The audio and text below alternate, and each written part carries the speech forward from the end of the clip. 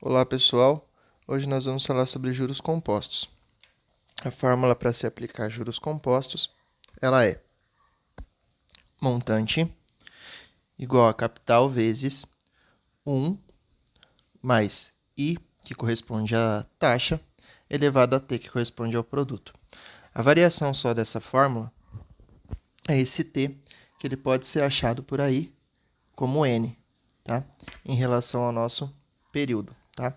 Até porque aqui aí a gente não faz a confusão entre T para taxa e período, tá? Então, em alguns casos você pode achar isso aqui como uma variável N e não T. Lembrando que para a gente aplicar a fórmula, a taxa ela sempre tem que ser dividida por 100, independente do que for acontecer, para depois aplicar na taxa. Uma coisa que eu vou ressaltar aqui, a fórmula ela precisa ter todas as unidades aí de tempo igual. Então, vocês podem encontrar a A, que corresponde ao ano, a M, que corresponde ao mês, a S, que corresponde ao semestre, a T, que corresponde ao trimestre, a B, que corresponde ao bimestre, e a D, que corresponde ao dia, tá? Então, ano,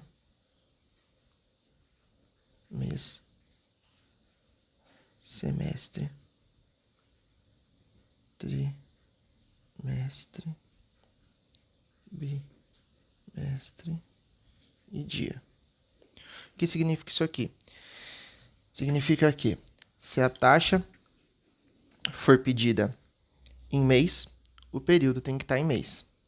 Se a taxa for pedida em mês e o período estiver em ano, então a gente tem que converter quantos anos equivale ao mês, tá? A gente tem que deixar esses dois aqui na única unidade de medida. Então, ou tudo mês, ou tudo ano, ou tudo semestre, ou tudo trimestre, enfim, o que aparecer, tá? Então, por exemplo, se aparecesse aqui uma taxa de 2% ao mês a um período de um ano, como a taxa está um mês, um ano equivale a quanto? 12 meses. Então, é essa conversão que a gente tem que fazer. Se fosse trimestre, tipo, 1% ao trimestre, e o período tivesse aqui em um ano, quantos trimestres tem em um ano? 4. Então, aí, 4 trimestres, certo? Tem que deixar tudo numa unidade de medida. Então, aqui vamos para o exemplo prático agora. O empréstimo no valor de 12 mil foi solicitado a uma taxa de 2% ao mês por um período de 3 meses. Qual o valor do montante acumulado após esse período no regime de juros compostos? Então, a gente vai usar a nossa fórmula.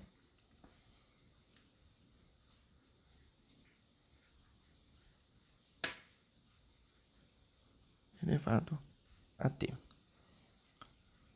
M, C, I e T. Nosso montante é o valor aí que foi o capital é o valor aí do empréstimo. Então é 12 mil. Nosso montante é o que a gente vai achar, tá? Então montante a gente não tem. Nosso I, a taxa, é 2%, que ela tem que ser dividida por 100, que isso dá 0,02. E nosso período aí é de 3 meses, tá? A taxa já está um mês e o período já está um mês, então não precisa fazer nenhuma conversão. Então, só voltando. O capital, 12 mil, montante a gente vai achar, taxa 2%, divide por 100 para colocar na fórmula sempre, então 0,2. E o período é de 3 meses. Agora a gente vai substituir aqui nessa fórmula. Então, vai ficar montante igual 12 mil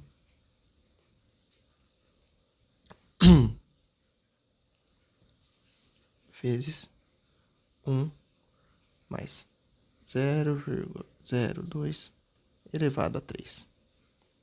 Tá? Então, a primeira coisa que a gente vai fazer é resolver o parênteses, tá? Então, vai dar montante igual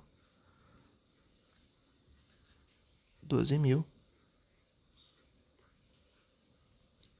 vezes 1 mais 0,02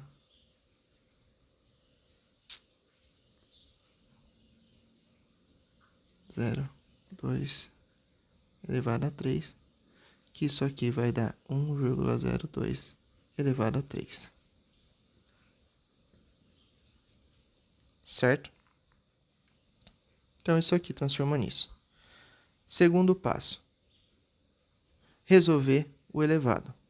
Então, m é igual a 12.000 vezes 1, então, é 1,02 vezes 1,02 vezes 1,02 vezes 1,02, ou seja, elevado a 3, que dá 1,06. Tá?